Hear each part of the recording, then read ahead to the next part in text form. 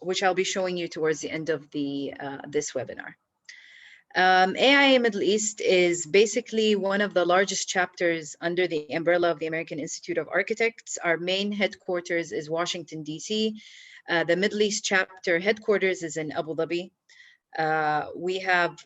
We are hitting above 500 members at this point, and our domain covers 16 countries: Algeria, Bahrain, Egypt, Iraq, Jordan, Kuwait, Lebanon, Libya, Morocco, Oman, Qatar, Saudi Arabia, Syria, Tunisia, UAE, and Yemen.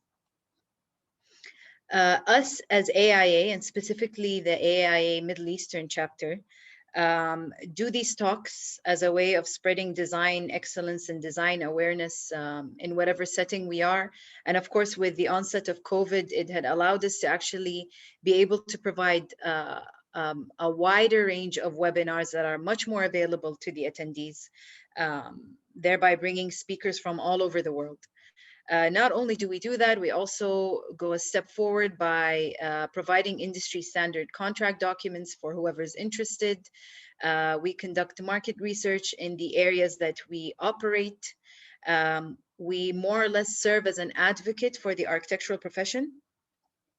And we provide a professional development program specifically for NCARB or accredited graduates from accredited universities in the US or in the Middle East. And every end of the year, we hold a conference, and this conference helps us highlight design excellence of different companies, individuals, students in the Middle East vicinity. So today's talk is a unique one, to say the least. It doesn't specifically touch on an individual building or an interior of a building. It actually looks at the larger scale of architecture. So the title of today's webinar is Ethnography for Urban Development. As urban development happens around us, how can we acknowledge and integrate society and culture into the design process? So more or less today would be the launch of Oman Think Urban, which is a platform and I'm going to give them an opportunity to talk more today about it. But it is basically a practice that fills in a really significant gap that is required when it comes to creating your urban planning and design anywhere, and specifically in the GCC in the Middle East. Our speakers, our special speakers today are Mahmood Al Wahaibi and Shehla Hussain.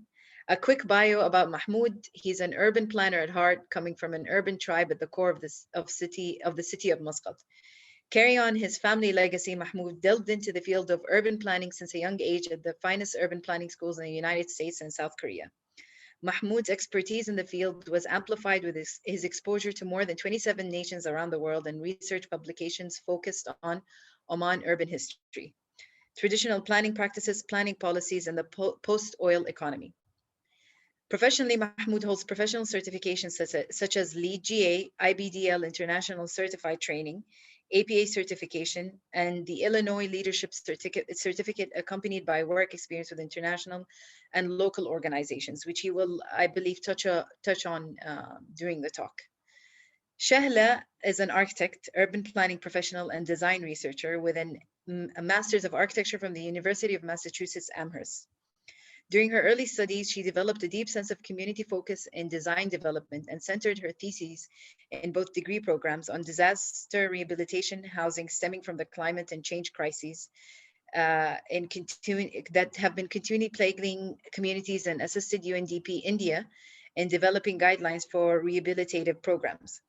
Her thesis was soon published into a handbook. Since then, she had worked in USER, conducting numerous field investigations and collaborative workshops. Her heart lies in the world of design through a deep research orientation, which she has further honed in her years as a senior architect in India and Oman. Since 2015, her work in Oman has focused on understanding land use patterns and future in regional planning projects, which is, of course, the focus of today's talk.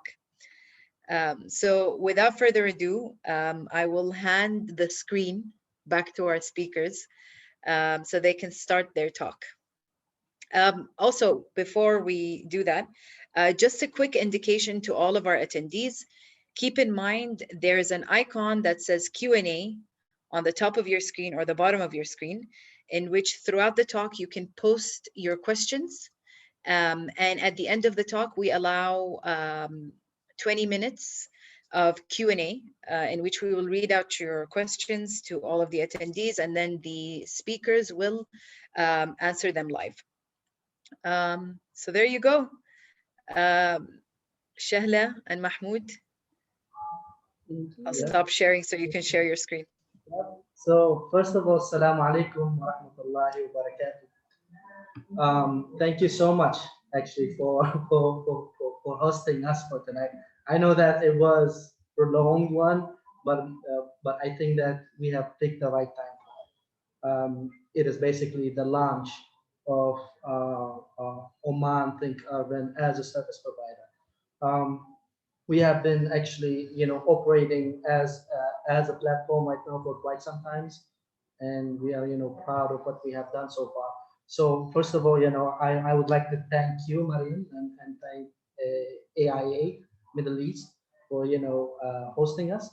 Also, I would like to also thank Bastard Najan Cafe for hosting us in here in their very actually cool cafe in here in Al Khuwair. Um, they do actually have multiple branches around, and it is a cafe slash a really cool working place that I think, like creative, planners or architects or artists could actually find it as a cool working place. Without further advertisement of Bastard Majal, let's delve into our main topic for today. So let's start, today, by actually asking a question about: have you ever, been to an organically formed Omani neighborhood that its walls actually speak for its history? Have you ever been also to an Omani neighborhood that was, plotted and was given out as a very stereotypical, Omani of suburban expansion that kind of, started after the 1970s? Have you also, ever been to one of those well-designed urban spaces here in Muscat, Oman? I mean, an example from the photo that you can see, it looks like the Wave or the Moj project.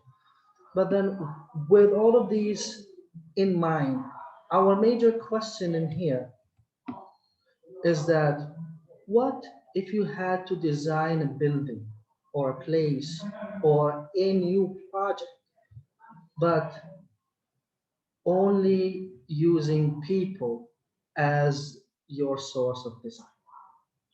That is, where ethnography actually comes into a play. So if we delve into the question of socio-spatial intelligence in the way that ethnography it talks about it is about looking at the people and the cultural influences within that certain setting, how that actually influence the way that a city, a neighborhood form, how you could actually be able to infer such a design from the people cultural manifestation within a space.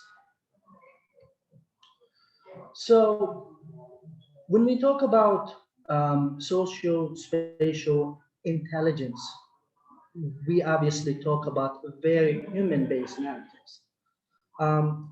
This is a small example from our work in one of the small villages here in Muscat City. It's called Ghala Village.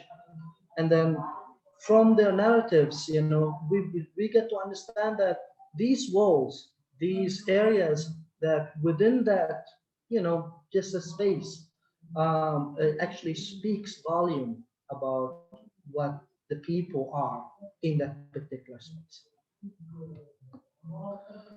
So with that in mind, and with that understanding, or let's say an ethnographic understanding in mind, we started Oman Think Urban by actually trying to be practical, and not only talk about theoretical understanding of ethnography. So we actually started looking at what would be the most suitable scale that we could potentially look on to run our very first ethnographic study here in Oman, and I believe in the Middle East. So then we have actually established some parameters to pick a place based on their cultural diversity, based on their cultural importance, significance, as you actually can see on the table. And then with that, we have actually picked some pure neighborhood as our smaller scale to conduct such a study.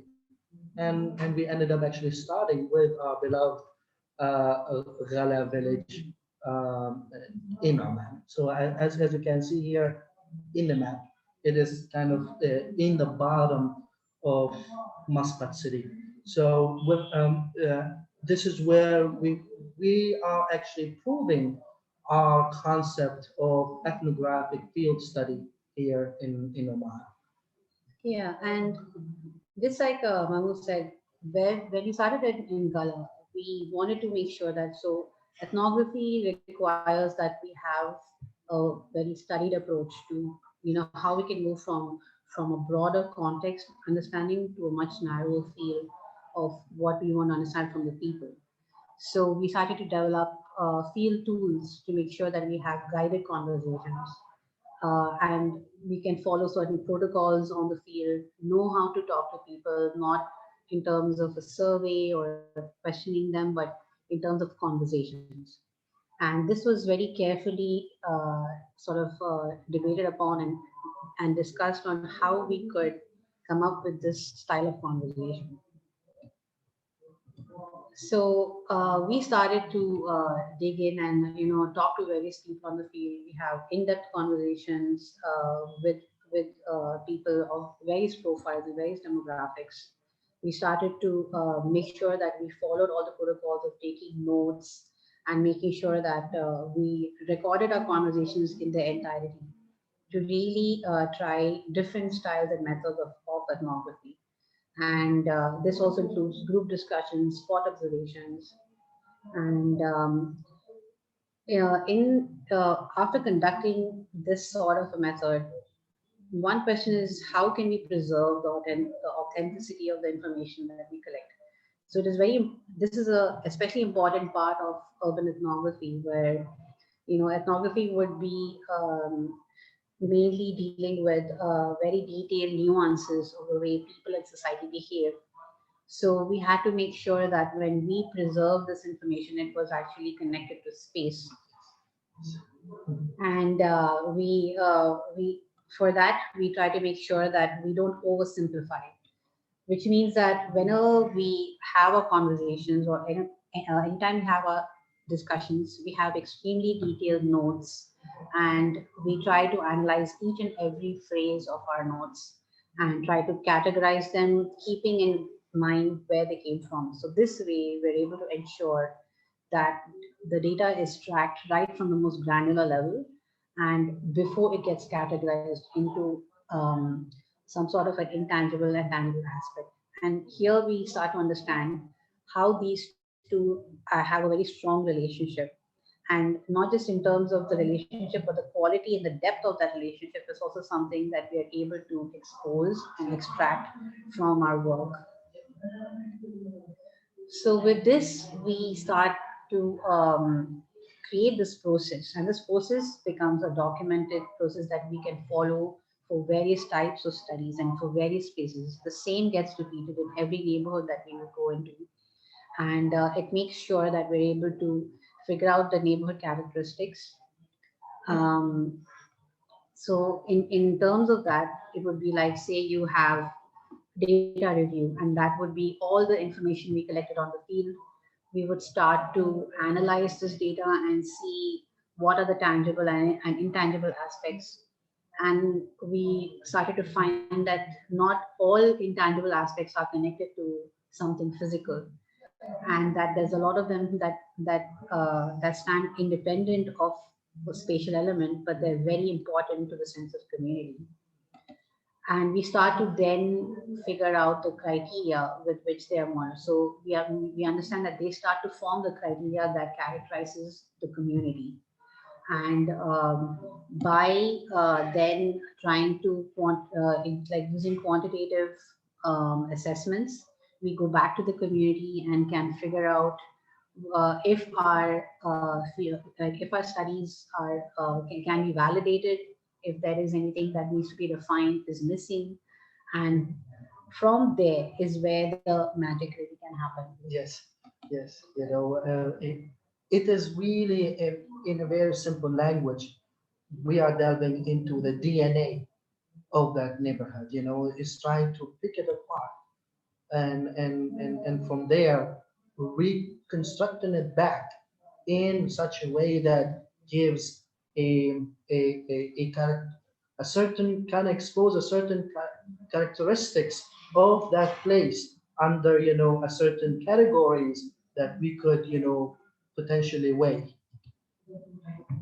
Yeah, and some of the outcomes that we have started exploring is this one tool that is like a socio-cultural analytical tool, where we're able to capture the various socio-cultural criteria that make up the community, along with all the other typical aspects of place, like land use patterns, in terms of architecture, the infrastructure, the accessibility.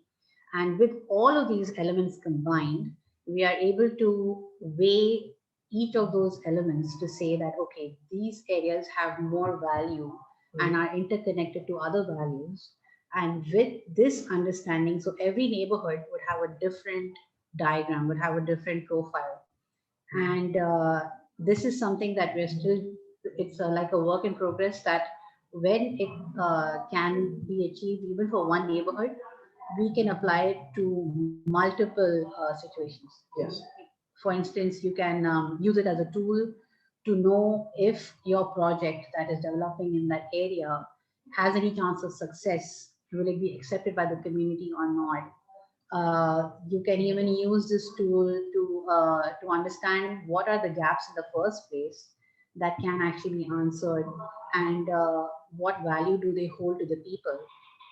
It can even be used by any of the stakeholders to understand their impact, and even help them understand what channels to consider to be able to connect with the community in the best way possible. So this sort of characterization tool for a neighborhood can give you that social spatial intelligence. Exactly, exactly. And then I would like to even stress that out is that that this is a one potential outcome of our analysis. This is actually the beauty of ethnographic analysis, or that social spatial intelligence, where where that pool of analysis, it could be translated into such a tool that we were explaining, or it could be translated into several other stuff, is like, for example, like a design guideline. For example, it could be an actual urban intervention that is guided by those analytical information that could lead the design. So with that, uh, we conducted all of this since 2019, and are now going forth from this year onwards as a new OTU, where we will be open for much more than what we've been doing and take to the next level. Yes. So, OTU, right now with this new identity, uh, our vision with it, it will be, to be the center of excellence for human centered design and planning, where ethnography kind of plays that major role in the way that we provide our planning services. Um, OTU, it will continue, to be that platform that um, our actual network of members know. In addition to our business arm that will be actually given these services based on the scales and the type of services that we have. So as I was saying previously, that our smallest scale, it is that neighborhood scale, going all the way out to a governorate scale, or in some countries it is a state scale. And then we have these four main type of services that we see that we could fit in, right from a socio-cultural assessment all the way down to post project follow-up, when it comes to engagement and community guidelines. So this is kind of trying to describe the nature uh, of our deliverable, of our open services as of today, and kind of shows that, I mean, for example, when we talk about type 1, that sociocultural assessment will be given that feasibility study sociocultural assessment, which is not very typical, unfortunately, especially here in the Gulf market and in Oman. And then looking into even the tender design and the project proposals, and then given that scope of work, and then our gauged timeline in there is between 1 to 2 months, depending on the size of the project. So it's kind of like giving you a taste of the type of services and deliverables you would expect from OTU. Um, Even in terms of, so say these are like typical projects that could come out of our method itself. But we also, like Mahmoud mentioned, we keep an urban lab or an urban think tank arm of ours, which is basically OTU. And that is open for any kind of open-ended research and collaboration for action-oriented solutions and projects. So we have this open experimental platform that tests all the methods for ethnography. Is it working on the field? What have we faced? What tools are coming up? And it constantly trains our members, like volunteer groups, and also it helps us to sort of feed into the services itself. And this could be also a kind of a project that if there are stakeholders or people who want to understand what innovation needs to come in the market to begin with, they could go through this think tank platform to have like this open-ended question which gets answered by some sort of a action-oriented market-ready product. And Yeah. that is also something that we can aim along with the volunteer groups. Exactly. I mean, when we talk about that analytical tool, which we are right now putting into our business arm, it was actually generated in OTU platform. So it is actually our main, most important, let's say, department of OTU. The business arm, it will be really into trying to put all of that hard work, all of that and innovation and thinking into a service. So in terms of a typical project delivery, we would have our logistics and project planning. We would have project preparation where we do secondary research, uh, figure out the detailed target areas, what kind of protocols to follow, and this is something that is a typical part of the process. Fieldwork and analysis is right after that, which would establish all the areas that we need to investigate into, what all communities we need to get in touch with, and that then leads to our design and development phase. So typically you would see design and development as being the major chunk of all urban planning or design development projects. But this is going to be our most followed approach at OTU, that people are at the center of design and development. So when we talk about our team, I mean, you'll be surprised, it's like why we're not putting any photos or any fixed names. Actually, we could proudly say that in within this 2 years period, we have actually developed an amazing network of professionals, of researchers, of students, of experts, of people who are interested in the field of urban planning with various expertise.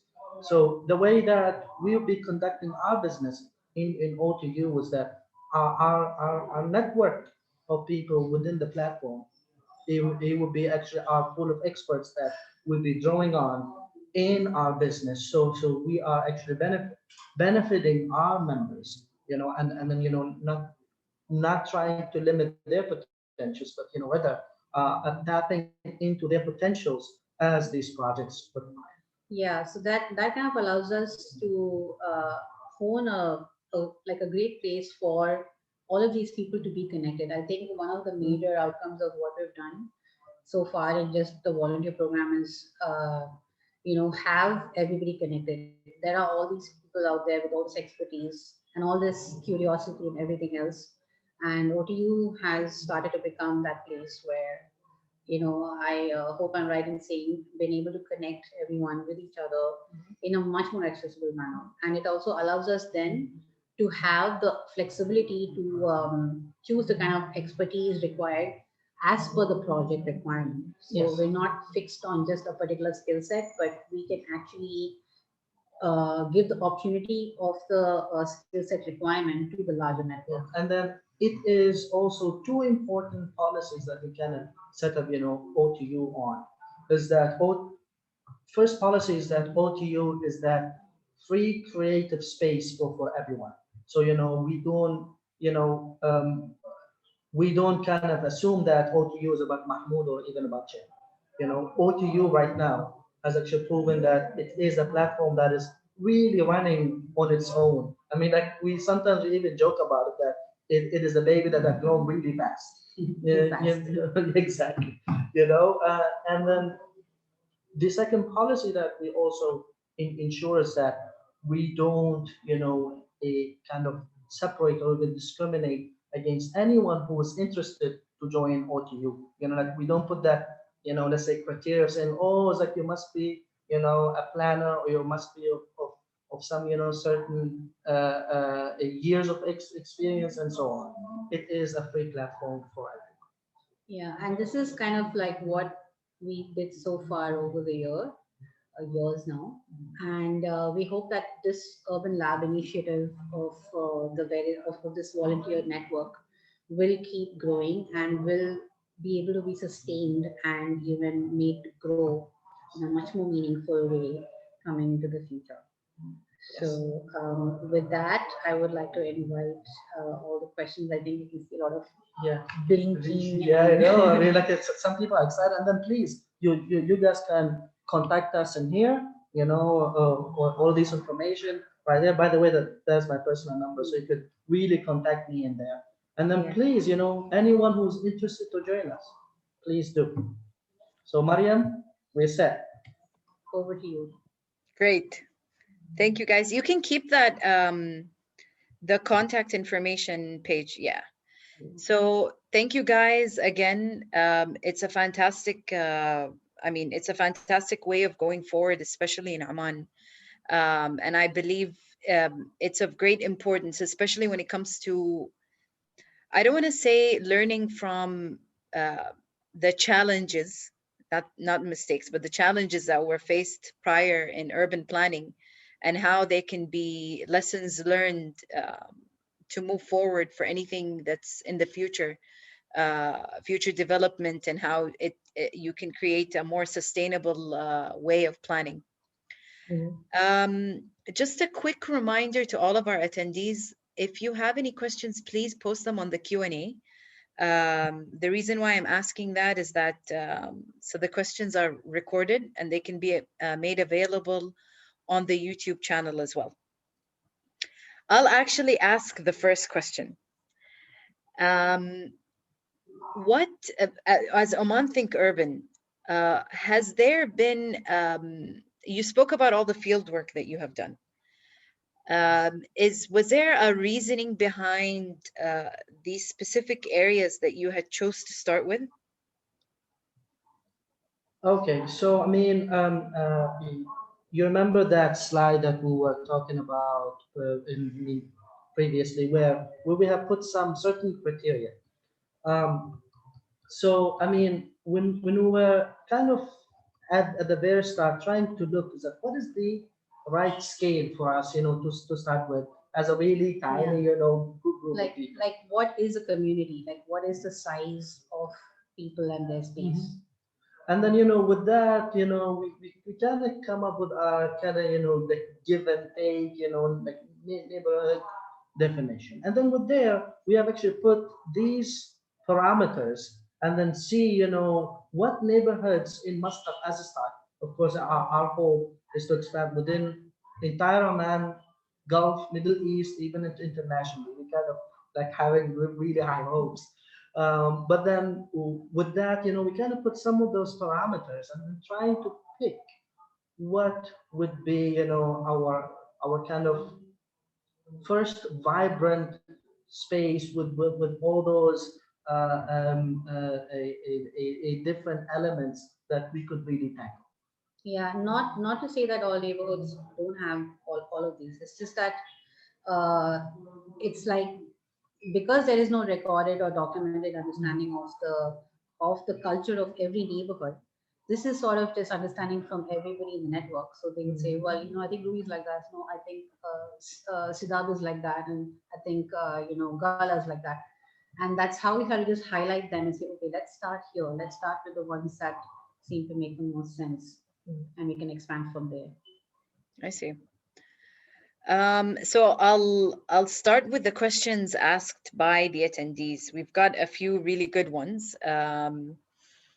How could you implement the I'm assuming social DNA in our villages, neighborhoods,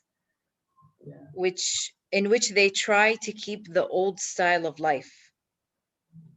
Okay, so I would like to start answering that one. So the thing about our approach is that we don't impose the idea of the social cultural understanding of the neighborhood. It's actually the social cultural understanding comes from them. So when we go into them, we go in as students and not as experts. And we try to understand what forms this place. And like from the beginning slide, we said the starting point is not the place, the starting point is the people. And when we go in with that understanding, we don't actually go in and start walking around, a neighborhood and saying, okay, now I know about it, now I can talk to the people. We actually just go in and talk to the people first and learn about the place through them. With that understanding, we actually build up our socio-cultural, tools. And that's what, helps to understand what is this old style of life. Like, what do we really mean by that, and how is it still working in contemporary times? Yeah, there are a lot of, I'm actually being very honest. There are a lot of bad examples of Hara or even village restoration, because what they were doing, it was just, a bunch of international experts, like being brought in here. They're trying, to rebuild, a certain village or even a village system that has never worked. And then if we give ourselves that question, is that like why haven't really worked? Is that people of that place were like disconnected at the process of trying to restore that place, and that very local granular, understanding that those people have of that space not being taken into account. Yeah, like just a quick example is, like say you look at a spring and you say, well, this is the greatest destination. But say in Gala, we know that the spring holds a lot of value in terms of traditions, rituals, in terms of daily life, in terms of the, like if a child is born, they are cleansed over there. the oldest people go there to clean their clothes, even just because of the properties they feel is good about it. You know, for 5 times prayers, everyone goes there for their wudu, even though they have, say, their own homes that they could go to that could even be closer, or even at the mosque. So the responses or the triggers for design response are something that we cultivate from the social cultural networks and not directly from the physical element itself. I hope that helps understand Yeah. something. Mm. No, I mean, I specifically liked your statement about going in as students rather than experts, because it truly is a, um, a learning process throughout, and it's you know, trial and error, and trying to kind of find your stepping and properly doing it. So I actually really appreciate that statement. Um, we have another question. Thank you for this beautiful presentation. How is your vision aligned with transit-oriented developments? Well, I know who asked that question. It is Mr. Luigi, and then shout out to him actually. Luigi actually was the guy who was, you know, leading Oman Railway project previously, and then he's currently in New York also leading this really huge railway expansion in the heart of Manhattan. So shout out to my buddy Luigi. So with that, with that question is that he's really tapping into what are the potential outcomes that an ethnographic analysis could really lead to. So throughout our presentation, we kind of, you know, show a kind of like a one sample of an outcome leading to that analytical tool.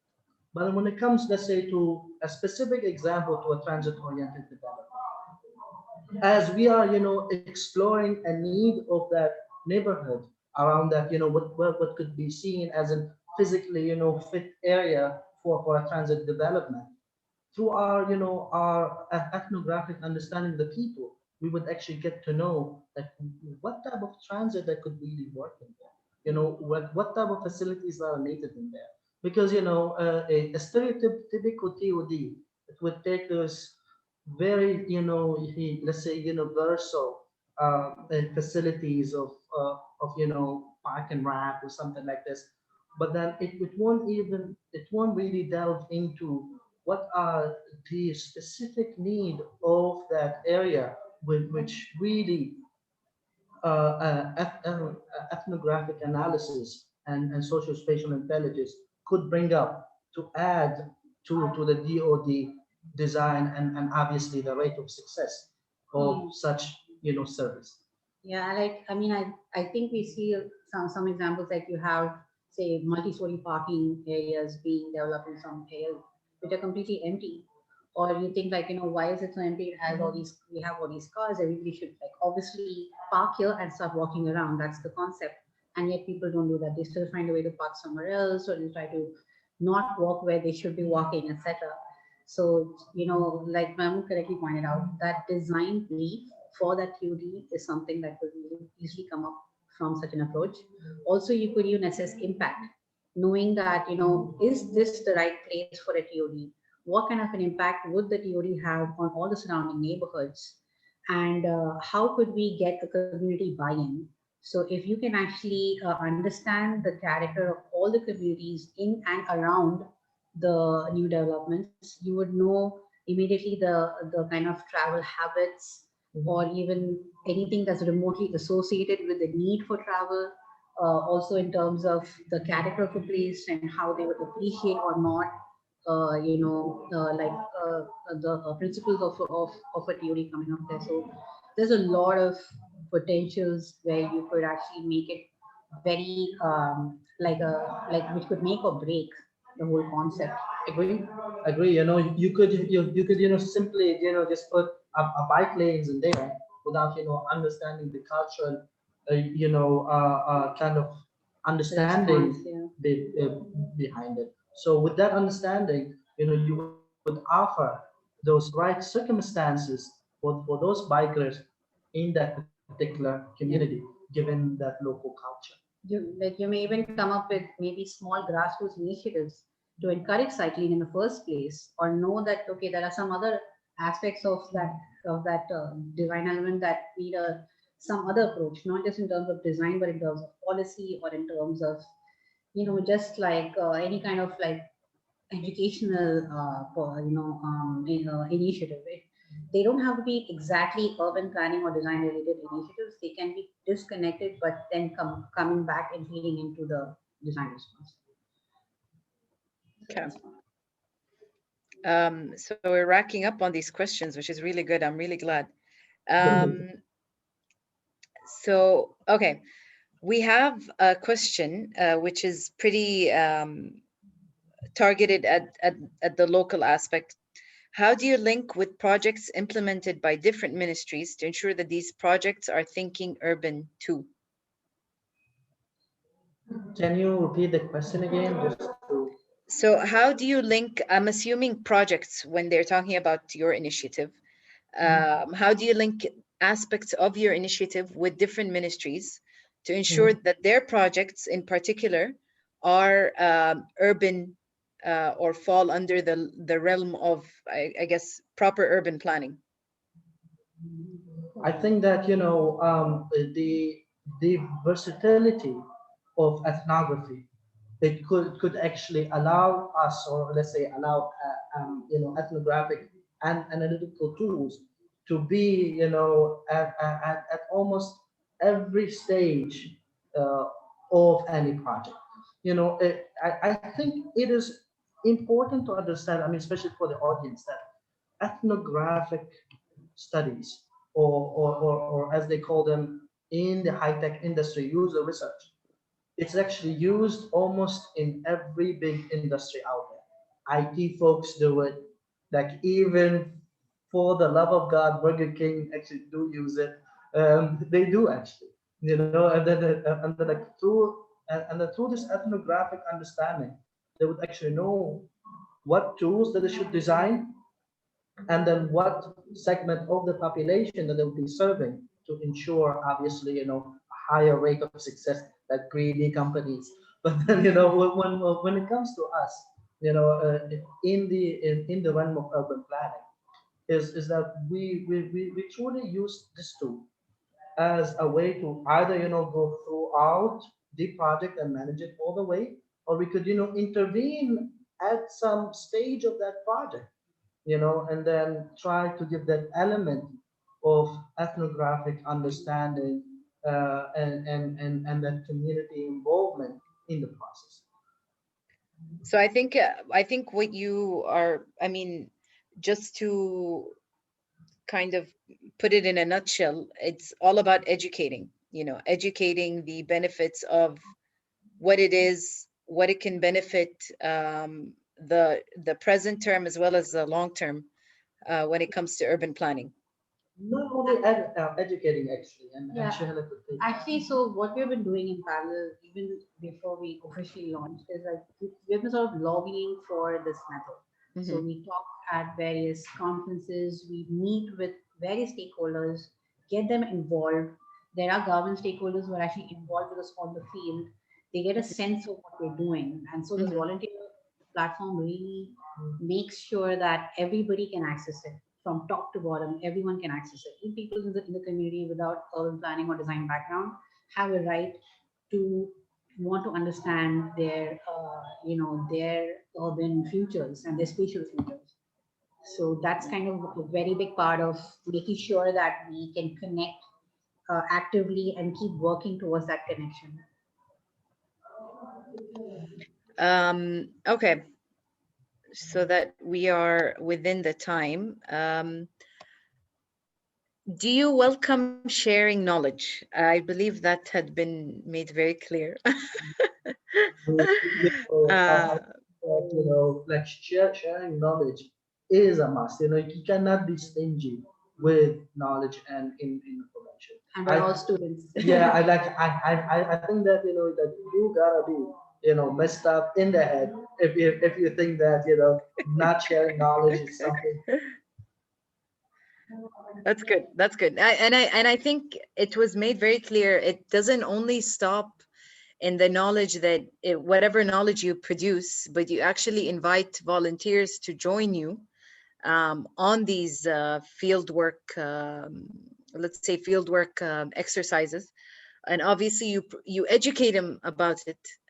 You provide them with a field survey kit. Exactly. You know, because that what keeps the engine of creativity going. Because you know, every Exactly. blood coming in, you know, Teaches us something. he or she have something to give on the table. So Yeah. giving them that platform, you know, to give it keeps the engine of innovation going. Yeah. So whoever is watching today, don't forget to save Shehla's and Mahmoud's numbers, because truly their field work is absolutely amazing. The work that they put in, like I said, when they started, it was completely voluntary. So they're doing it on their own time, their own expense.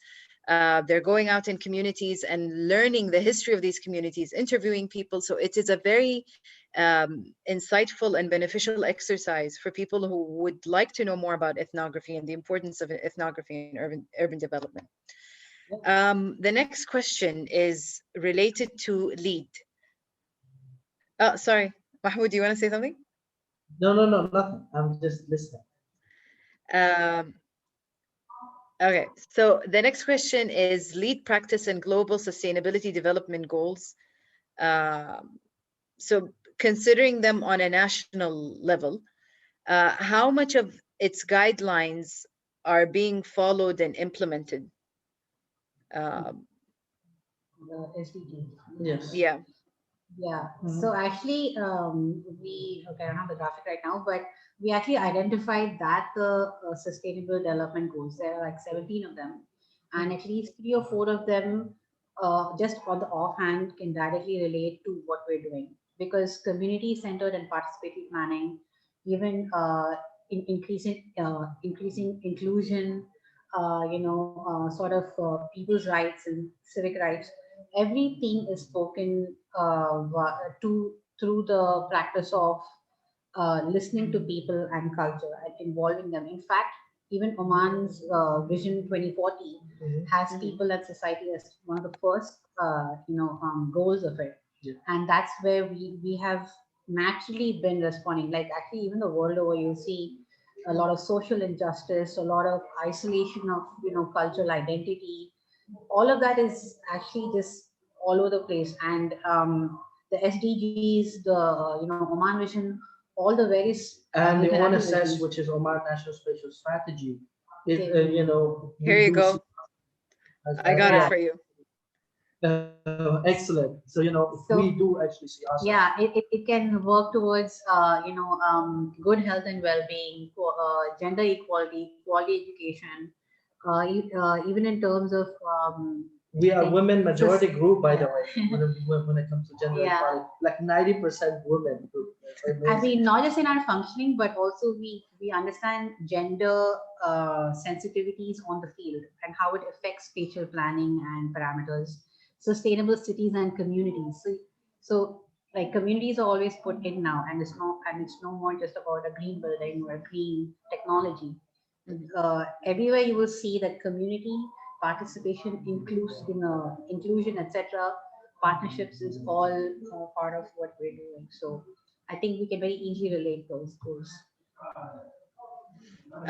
So part of the same question is, and I don't know if this is like something that you guys can answer, but where would the 0,0 point layout would be on Muscat, location wise? You know, like the X, Y, like where would be the point? I don't understand how that. Yeah, I mean, I think this is pretty subjective. yeah, I don't know if the person has like can rephrase the question, great, but yeah. it's subjective. I mean, the 0,0 location would be where heart Or, belongs, right? So I'm Yeah, guessing for you, Mahmoud, it's Rui. really, of course, you know, like if I could, like, you know, like keep it for myself, I'll be like, damn, Louis, you know, do the rest. All right. So whoever wrote that question, if you can rephrase it and retype it, we can ask it again. How does OTUs study the specific actions of local people that are very sensitive to them. For example, fishing communities and transforming them to industrial. That's interesting. Yeah. I mean, the way that I could tell from Esma's question is that it is, that very top-down force I mean, when you think about those like early developmental plans, especially in African nations, and then even here in the Middle East, like in the early 80s, 90s, when they were, trying to push, the societies to industrialize, like to move into this modern way of living, and really, trying to vanish and to kind of destroy all those cultural values. I mean, like the very classical example of the cultural leap forward that was led by Mao Zedong in China, that was, trying to kind of yeah, exactly, that big cultural, revolution of moving, China from that agriculture peasant lifestyle into an industrial one. So I mean, we we as in, let's say, employing that ethnographic, which is very grassroots level, we kind of look at these, I mean, although these are all political, kind of agendas, the way that we kind of view communities, we view a community from the very grassroots level. Yeah, and what our approach and that we're trying to say is that our most basic approach to any kind of project is through ethnographic methods. So earlier you would see that, say, social impact assessments or social cultural understanding is not necessarily even part of the steps of a project tender. It's like there as a overall, okay, this is the goal of the project. Barely any. You're right. Yes, correct. So I remember saying that it should be culturally appropriate. Yeah. But Yeah. what you define as culture and what is then appropriate to that culture is very much depending on whoever wants to do it that way. And if they skip it out, it's all right because the concept must be wonderful anyway, can overcome it all. Yeah. But what we're trying to kind of promote and lobby for is that people are first. So we start where, like if there's a project to come up along the coastal areas where there's all these fishing communities, if people are first, you would already know the impact is enormous for a fishing community to not have access to the water, to be having this sort of completely conflicting use coming up where they live and where they have a lot of cultural layers on, like, and a character and history of like over time. So the way that we're doing right now, planning our projects in Oman, is it is imposed, it is top down. This is we need The way industrial that we do. development, so we will put industrial development here. But when we get a project or we can be part of a project like that, we can immediately say, well, the red flag starts here. And we need to rethink. You need to rethink that, okay, I can't say they do their feasibility and say, I can't move my project. You say, well, then you have to do it in a different way. Your design brief to be different. You need to have different kind of structures. You need to have a much more detailed dialogue with the community. So we can provide a lot of insight through the socio-cultural analysis. Yeah, and so so in a state that the next cultural revolution, like happening and just, like bashing people out, is Right. that we're trying to be, more culturally sensitive to the vocation of people. I mean, it is very important. To the father of regional planner, Patrick Geddes, he once said that your location determine your vocation. And that is like the very first rule of thumb in regional planning, which I think right now has been truly ignored. Yeah. Right. Right. Interesting question here. Thank you for using this progressed approach. How would you manage between the noble act of ethnography to help local communities and holding a business that is for profit? Can you detach between your bias as a business owner from the qualitative data that you're gathering and keeping your business alive? Well, I think I have a good answer for that. So Well, first of all, we are not helping people. That is essential.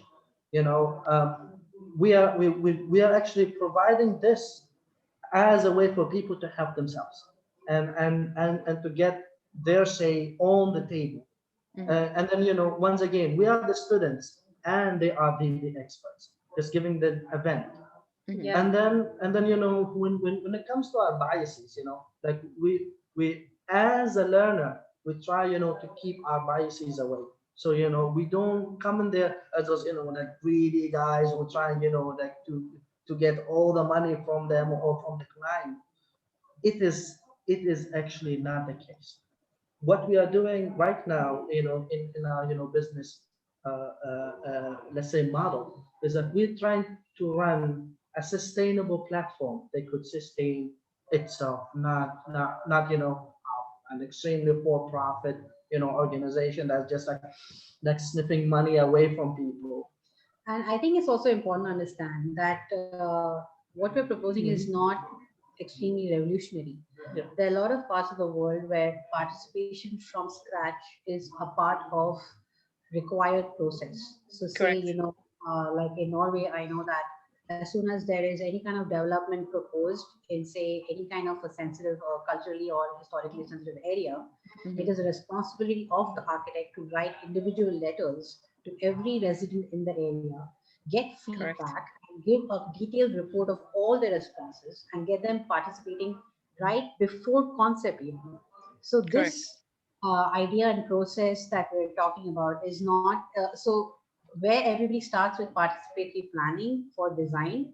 We are stepping it back a little bit because we don't have enough data to even know which are these culturally sensitive areas, what are those characteristics that define them, and we are making it part of our process to take that step back and then form the data for the places Mhm. and then start to create the participatory process right from concept up until implementation and beyond. Because even maintaining and ensuring success of a project, you must keep the community involved and have a say in what's happening. Like if you're living in a neighborhood and you just get surprised by the building coming up next to you, Mhm. that's a problem.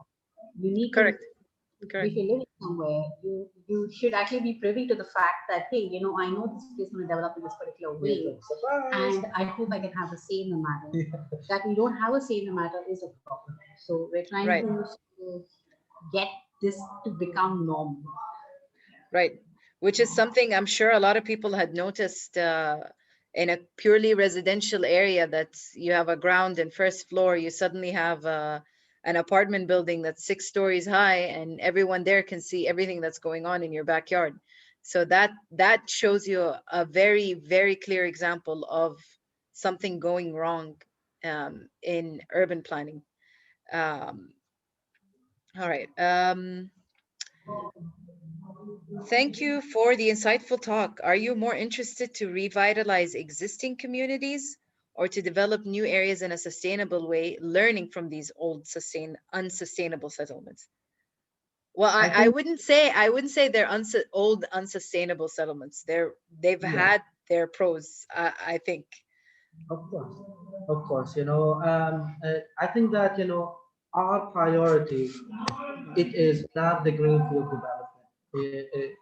Our priority first is actually, you know, trying to revitalize and I mean, first of all, actually understand. I mean, first the potential of those neighborhoods. You know, like before really, you know, propose these different possible intervention within that location. I think that, you know, Oman expansionist model of, you know, greenfield, you know, cookie cutter, a subdivision. Oman had enough of this already. And I think it's also fair to say that we can focus on both. So where we started was on the first, where we're looking at the existing communities and understanding and able to like characterize each neighborhood according to the tools that we have. So it becomes unique and we can understand its character. And if and through the service that we can actually make sure that new developments are guided in the right way or have the that the social cultural process is not, waiting for the future, but it's happening today, and maybe even yesterday it should have started. Right. Okay. So just a few more questions, and then we can end the webinar.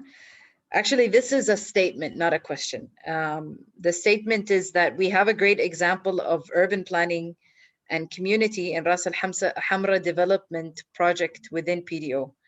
Yeah. What is your opinion of that? So I mean, so this guy who chose to be an anonymous attendee, which is kind of weird. I found it. Yeah, I mean, like if you think that that it is, a good example from a design perspective, from a sustainable cost consideration perspective, good for you, and then we don't disagree with that. But then also us having our dimension of complexity and then looking into okay, so what are the social element that could be missing. Yeah, even like a place like Almoj, Yes. like it's always sort of taunted as the very successful modern design. It has very good elements. I'm not saying it doesn't, and it is very like it looks almost perfect. But what is the social life of Almoj? What is the demographic mix? Why are the streets not as bustling as an old unsustainable community? It's like an example like Al Hamriya, is like on Friday, like it would beat Al Moj and Ras Al Hamra in terms of human traffic. That's unfair. That's unfair because you like that area a lot. That's why I use it as an example. No, but it's true. It's true. It's true. I agree. This are pure pitfall. Is that if you just compare the number of the really like tiny space to this huge development of Al Moj and let's say Ras Al Hamra, just the sheer number of people and these activities that happen in there, it kind of gives a question: is that why that like not so good space? It's like some people even throw at it as a shitty area. It's still bustling with people. Yeah, I suppose it is really nice, trimmed, groomed, place that almost everything looks so meticulously, perfect. like I would say that the main aim is that if you're going to be designing a beautiful space, you must design also a beautiful community dynamic. And like if I moved into an apartment complex or a villa in some neighborhood, that I'm not isolated socially, that I'm automatically sort of in the middle of the community, and that I'm encouraged to sort of engage with them and they engage with me. So if I can find a way to belong to a place, I will actually make that place successful. It will become livable. It will become thriving in whatever manner of design or existence it is in. Whatever kind of character it has. Mhm. You know, there are a perfection in the space imperfection. So quote me in that. Yeah. It's okay. It's all recorded. Don't worry about it. No, I mean, it also begs the question of accessibility. So, who is the target end user of it? The reality is, obviously, the target end user is vastly different in Al Moj than in Hamriya. So, that also is something that becomes a component that defines the success of a space for a certain end user versus another end user. Um, so another question is, any live examples of ethnographic research alter, altering bad planning or policy? Altering. I'm not sure.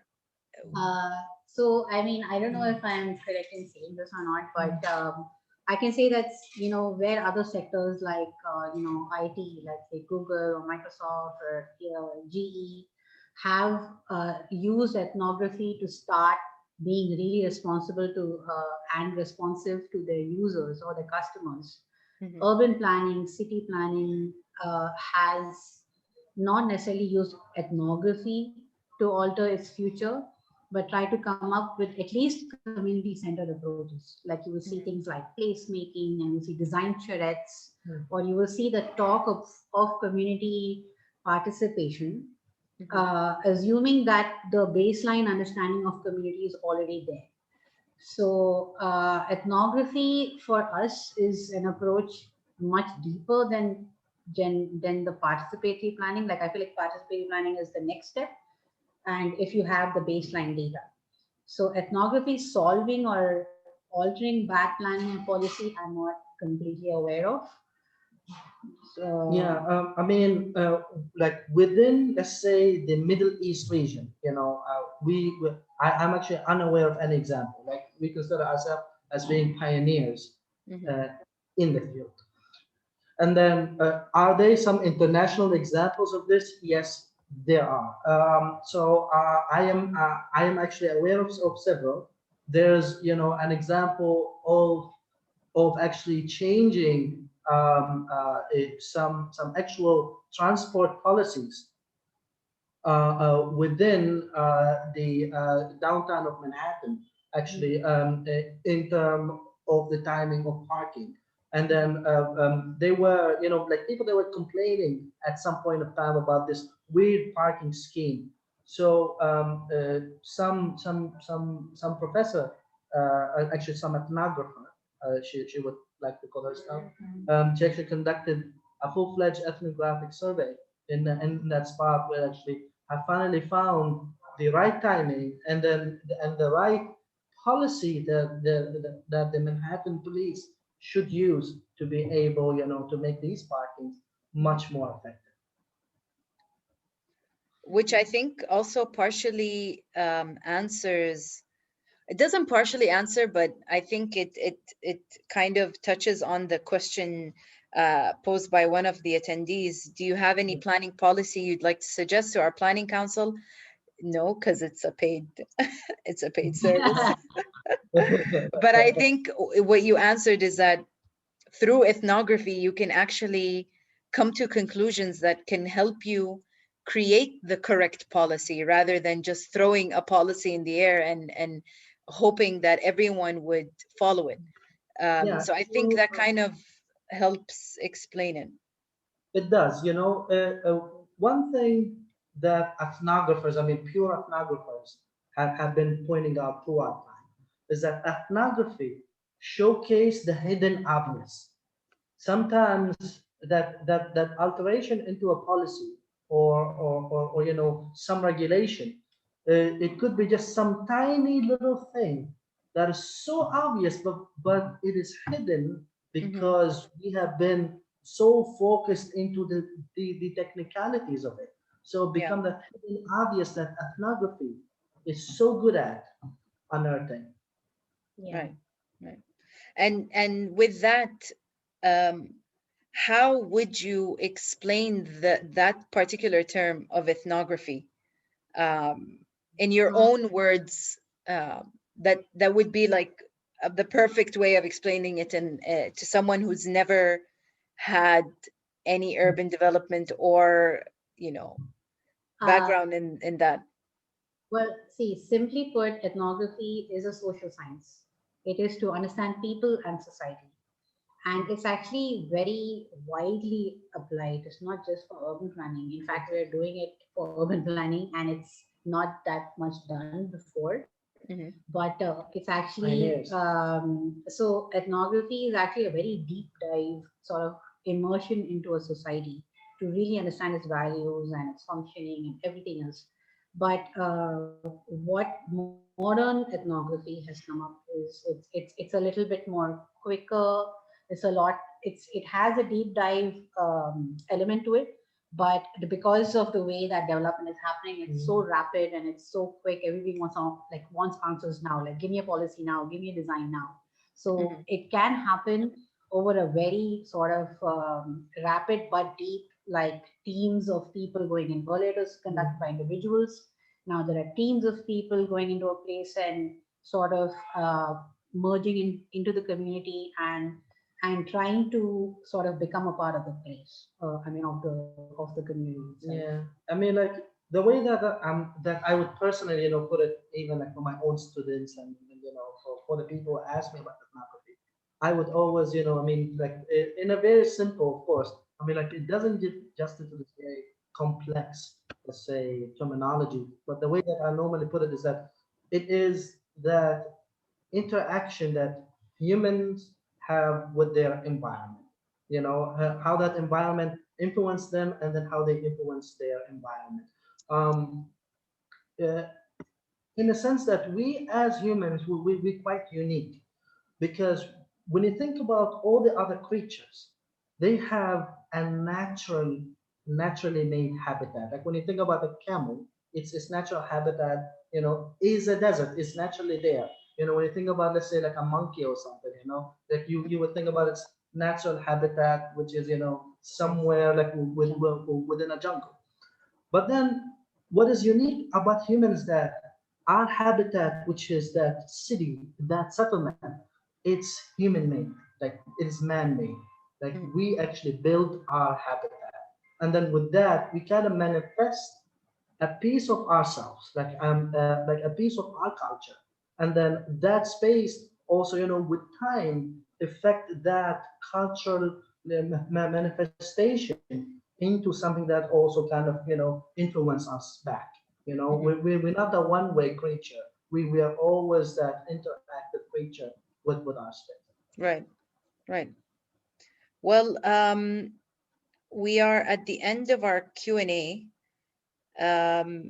So I think if you guys have any closing remarks, actually, if you could pull up your the page with your contact information, that would be good for everyone to take one last look at. Okay. Okay. Oops, no. Sorry. It's That's all right. pull up the. It is. Okay. So for everyone who hasn't taken notes, go ahead, screenshot, screen shoot. And as I mentioned before, this is recorded, so it'll be available on the AIA Middle East YouTube channel. So guys, any closing remarks you'd like to add? Well, I think that, it would be like for me personally, like it won't be appropriate to say that this is a closing remark. Like this is actually rather a starting remark for us. So that Oman Think Urban right now, with its new identity, it is not swaying away from its root. It is just adding another way of valuing all that hard work that have been put together by our team, the amount of innovation, the amount of community thinking into something that we could be part of developing this nation, and then providing these services for Oman, for the region, and even internationally. We in fact so proud to be the pioneers of this field in this country. I mean, when we first started, we were actually faced with a lot of laughter, with a lot of rejection, with a lot of those really sarcastic smirks. Like they would look at us, they'll be like, ethnography, with the, it's like, well, what is it? And people thought that we were really jokers. No, but I feel like one thing is that we both are driven by, and we will stand by that for the rest of our times. Is that we are we believe in people first, and that Oman has so much of beauty and so much of history and so many stories to tell, so many people to know, and they are not just good for photos or good for visits, but they're actually people with so much more to give to the building of this beautiful sultanate and beautiful nation that we all want to grow together. So this is our way of making sure that everyone is involved in this journey. And last but not least, please join us. And collaborate we for are, action. we are open for everyone. Like we are very action oriented people. You know, we're not here to give lecture, you know, and we're not here to talk about, you know, hypotheses and all of that. I think that we have proven ourselves. So it is, you know, just come in here, roll up your sleeves and really get to work. And then for those, you know, interested clients out there, we are officially open for business. And just as an FYI to everyone, and I had come to find this out, but it's truly all their hard work has been appreciated, and now they are the go-to action group that are being utilized by governmental entities. So they're no longer actually just grassroots and everything, but their knowledge is being utilized, especially for the new outlook on urban planning in Oman, and the departmental changes and the institutional changes that are happening. They are viewed as an important resource for creating the basis for this new change in the government. Before ending it, I'll just share with everyone a quick overview of our website and our Instagram page in case you guys haven't visited. If you'd like to know more stuff about AIA, visit us at aiamiddleeast.org.